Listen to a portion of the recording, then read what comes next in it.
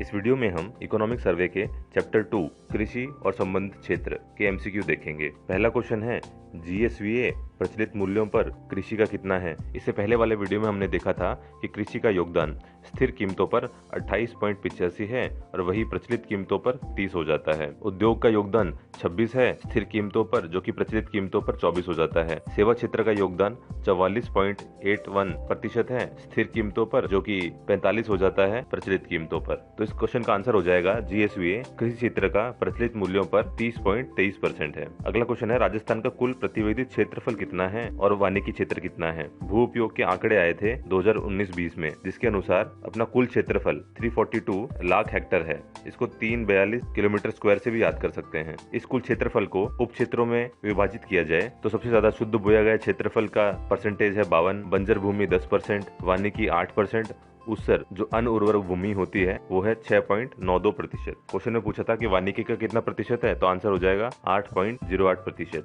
इस pie chart में भी सेम चीज दिखाई गई है। 52% तो है शुद्ध बोया गया क्षेत्रफल, 10% है बंजर भूमि, 8.08 वानिकी, 6.92 उसर भूमि।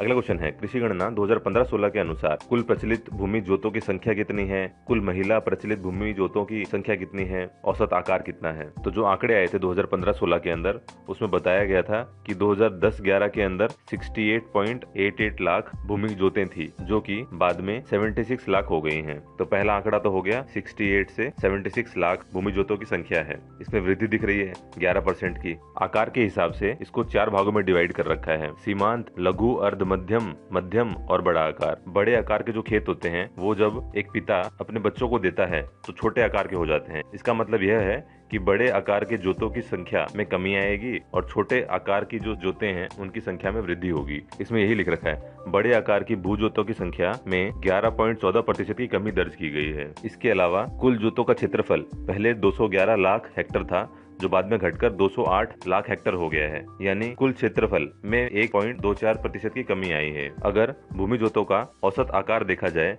तो 2010-11 के अंदर यह 3 हेक्टेयर था, जो कि 15-16 में 2.73 हेक्टेयर हो गया है, यानी औसत आकार जो पहले 3 था वो घटकर 2 रह गया है। कुल महिला प्रचलित भूमि जोतों की संख्या 2010-11 के अंदर 5 लाख के आसपास थी, जो कि अब 7 लाख के आसपास हो गई है, यानी देखा जाए तो इसमें 41% की वृद्धि हुई है। इसके अलावा महिला भूमि जोतों का क्षेत्रफल भी बढ़ा है। क्वेश्चंस पर आते हैं, कुल प्रचलित भूमि जोतों की संख्या कितनी है, तो आंसर हो जाएगा 76.55 लाख। कुल महिला प्रचलित भूमि जोतों की संख्या कितनी है, तो आंसर हो जाएगा 7.75 लाख। भूमि जोतों का औसत आकार कितना है, तो आंसर हो जाएगा 273। कुल प्रचलित भूमि जोतें 68 से 76 बढ़ी थी। कुल महिला प्रचलित भूमि जोतें 5.46 लाख से 7.75 हुई थी। भूमि जोतों का औसत आकार 3.07 से घटकर 273 हो गया है।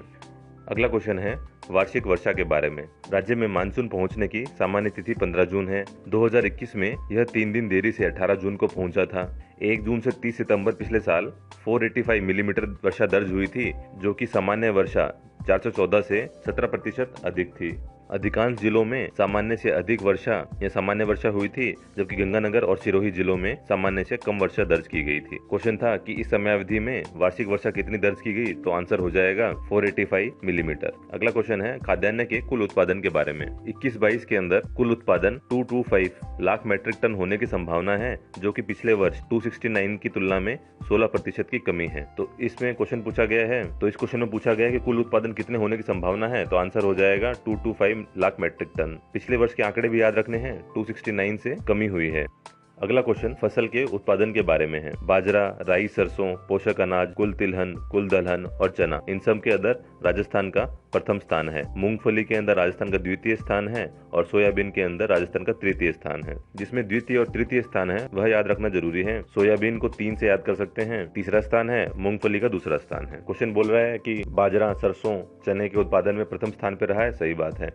मूंगफली के उत्पादन पे तृतीय पे है, ये गलत बात है। सोयाबीन में द्वितीय स्थान पर है, ये भी गलत बात है। तो इसका मतलब इन दोनों को इंटरचेंज करके लिखा गया है। मूंगफली में द्वितीय स्थान होना चाहिए, सोयाबीन में तृतीय स्थान होना चाहिए। तो कौन सा कथन सही है, केवल एक सही है। इसके अलावा इस चार्ट में एक फिगर भी अच्छा था कि राजस्थान का गवार उत्पादन में देश में योगदान 78% का है। अगला क्वेश्चन है मुख्यमंत्री बीज स्वावलंबन योजना के बारे में। 2017 में शुरू हुई थी। स्वयं के खेतों में अच्छी किस्म के बीज का निर्माण को बढ़ावा देना है। पहले ये 3 कृषि जलवायु खंडों में कोटा, भीलवाड़ा, उदयपुर में क्रियान्वित की जा रही थी। 2018-19 से समस्त 10 कृषि जलवायु प्रदेशों में क्रियान्वित की जा रही है। तो क्वेश्चन है कि कहाँ लागू हुई 2018-19 में, तो आंसर हो जाएगा डी, राज्य के 10 कृषि जलवायु क्षेत्रों में। अगला क्वेश्चन है NMAET राष्ट्रीय कृषि विस्तार एवं तकनीकी मिशन के बारे में। इसमें कृषि विस्तार का पुनर्गठन करना है, सशक्तिकरण करना है, किसानों को उचित तकनीक एवं कृषि विज्ञान की अच्छी पद्धतियों का हस्तांतरण किया जाना है।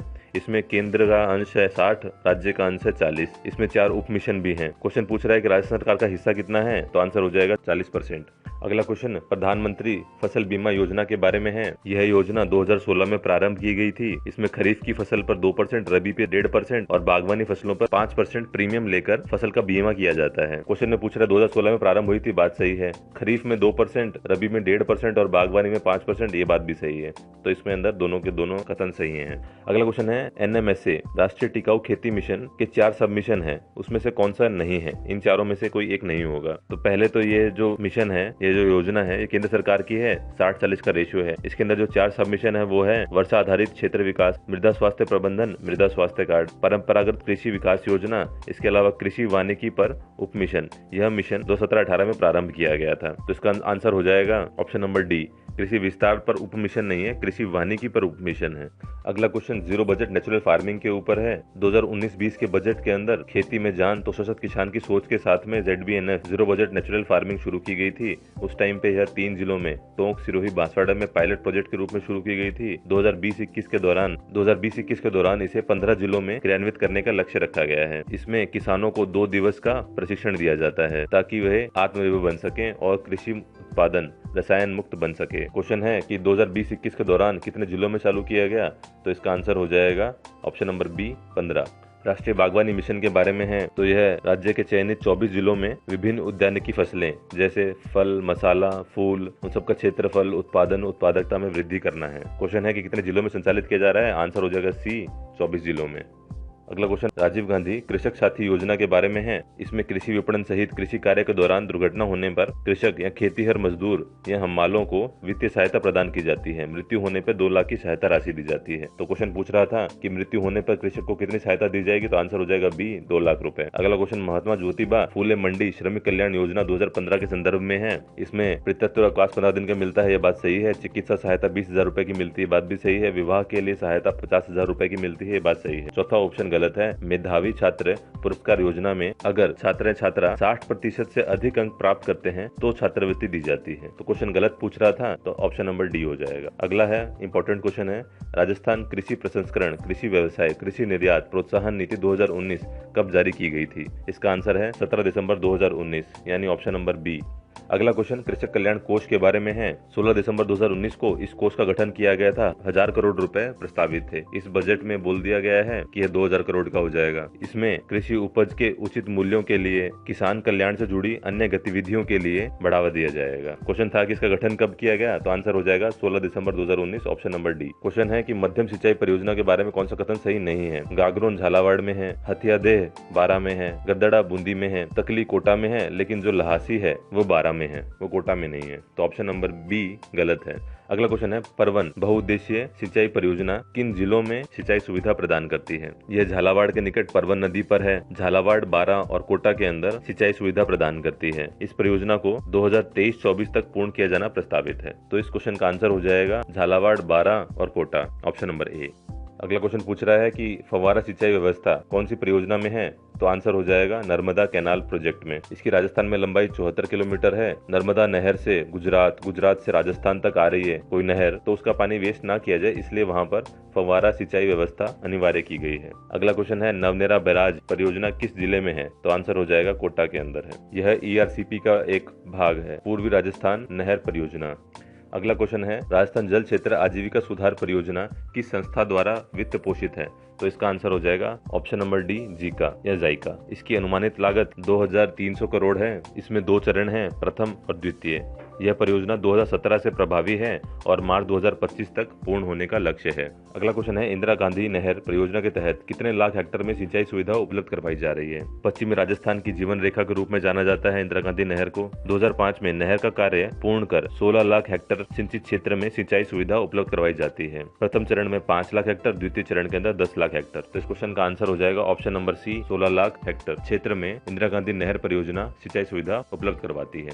अगला क्वेश्चन अटल भूजल योजना से संबंधित है। यह भारत सरकार और विश्व बैंक के सहयोग से 50-50% के रेशियो में देश के 7 राज्यों में, जिसमें राजस्थान शामिल है, में 1 अप्रैल 2020 से लागू की गई थी। इसका मुख्य उद्देश्य सामुदायिक भागीदारी के माध्यम से गिरते भूजल स्तर को रोकना है और पानी के प्रति संवेदनशीलता लानी है। इस योजना को 5 वर्षों 2020-21 से लेकर 2024-25 तक के लिए चलाया जा रहा है। इसमें अनुमानित लागत 6000 करोड़ रुपए है। राजस्थान के अंदर 17 जिलों में 38 पंचायत समितियों के 1144 ग्राम पंचायतों को चिन्हित किया गया है। तो इम्पोर्टेंट क्या होगा, एक तो विश्व बैंक, देश में 7 राज्य हैं, 2020 से चालू है, 2024 तक चलेगी, 6000 करोड़ रुपए की लागत है, राजस्थान के 17 जिले हैं। क्वेश्चन है कि कितने जिलों में है, तो आंसर हो जाएगा ऑप्शन नंबर ए, 17 जिले। अगला क्वेश्चन राजीव गांधी जल संचय योजना के बारे में है। इस योजना का प्रथम चरण 20 अगस्त 2019 को राज्य के 33 जिलों में चालू किया गया था, जिसकी अवधि 2 वर्ष की थी। क्वेश्चन है कि प्रथम चरण की शुरुआत 13 दिसंबर को हुई थी, ये बात गलत है। 20 अगस्त 2019 को हुई थी। 33 जिलों में है, ये बात सही है। प्रथम चरण की कार्यावधि 5 वर्ष की थी, ये बात गलत है, 2 वर्ष की थी। तो क्वेश्चन सही पूछ रहा था, तो ऑप्शन नंबर बी सही है। अगला क्वेश्चन पशुधन गणना के बारे में है। राज्य के अंदर 5.68 करोड़ पशु हैं, जिसमें से 1.46 करोड़ कुक्कुट हैं। देश के कुल पशुधन का राजस्थान में 10% है। देश के 84% ऊंट राजस्थान में है। दूध उत्पादन में योगदान 13% है और ऊन उत्पादन में देश का 37% है। क्वेश्चन बोल रहा है कि 5.68 करोड़ पशु हैं, बात सही है। 10% हिस्सा रखता है देश का, बात सही है। दूध का 37 नहीं है, ऊन का 13 नहीं है, तो दूध का 13 है और ऊन का 37% है। तो ऑप्शन नंबर 3 तो गलत है। क्वेश्चन सही पूछ रहा है, तो 1 और 2 सही है, ऑप्शन नंबर सी। अगला क्वेश्चन दूध सहकारी समितियों के बारे में है, डेयरी विकास से संबंधित है। अपने यहाँ पर 16,000 दूध सहकारी समितियां हैं, 23 सहकारी संघ हैं और एक शीर्ष संस्थान है RCDF के नाम से। क्वेश्चन बोल रहा है कि सहकारी समितियां और संघ कितने हैं, तो 16,000 और 23 होना चाहिए आंसर, तो ऑप्शन नंबर बी हो जाएगा। क्वेश्चन है राजस्थान सरस सुरक्षा कवच बीमा योजना 5वां चरण कब शुरू हुआ? यह एक व्यक्तिगत दुर्घटना बीमा योजना है। 1 जनवरी 2021 से लागू की गई थी। दुर्घटना में मृत्यु या पूर्ण स्थायी विकलांगता होने पर 5 लाख रुपए और आंशिक विकलांगता होने पर 2.5 लाख रुपए की बीमा राशि देय होती है। तो क्वेश्चन पूछ रहा था 5वां चरण कब शुरू हुआ है, तो आंसर हो जाएगा ऑप्शन नंबर ए, 1 जनवरी 2021। अगला क्वेश्चन है मुख्यमंत्री दूध उत्पादक संबल योजना 1 फरवरी 2019 से चालू है। 2 रुपए प्रति लीटर की दर से अनुदान दिया जाता है। इस साल इसमें 5 रुपए के अनुदान प्रस्तावित है, तो ऑप्शन नंबर सी सही है। अगला है आजीविका मॉडल कहाँ चल रहा है, तो मत्स्य विभाग द्वारा आदिवासी मछुआरों के उत्थान के लिए महत्वाकांक्षी योजना है आजीविका मॉडल। राज्य के 3 जलाशयों में चल रहा है, जयसमंद उदयपुर, माही बजाज सागर बांसवाड़ा और कडाना बैक वाटर डूंगरपुर में प्रारंभ किया गया है। क्वेश्चन है कि इसमें से कौन सा शामिल नहीं है, तो आंसर हो जाएगा गैप सागर शामिल नहीं है। जयसमंद, माही बजाज और कडाना बैक वाटर में आजीविका मॉडल योजना चल रही है। अगला है सुमिलित कौन सा नहीं है, पहचानना है। इकोनॉमिक सर्वे के हिसाब से 3 राष्ट्रीय उद्यान है, 27 वन्यजीव अभ्यारण्य है, 15 संरक्षित क्षेत्र हैं, 4 बायोलॉजिकल पार्क है। संरक्षित क्षेत्र 1 बढ़ गया है, बट इकोनॉमिक सर्वे के हिसाब से इसमें 15 ही लिखना है, तो आंसर हो जाएगा ऑप्शन नंबर सी गलत है। अगला क्वेश्चन जैव विविधता बोर्ड के बारे में है। भारत सरकार के लेवल पर 2002 में अधिनियम बना था।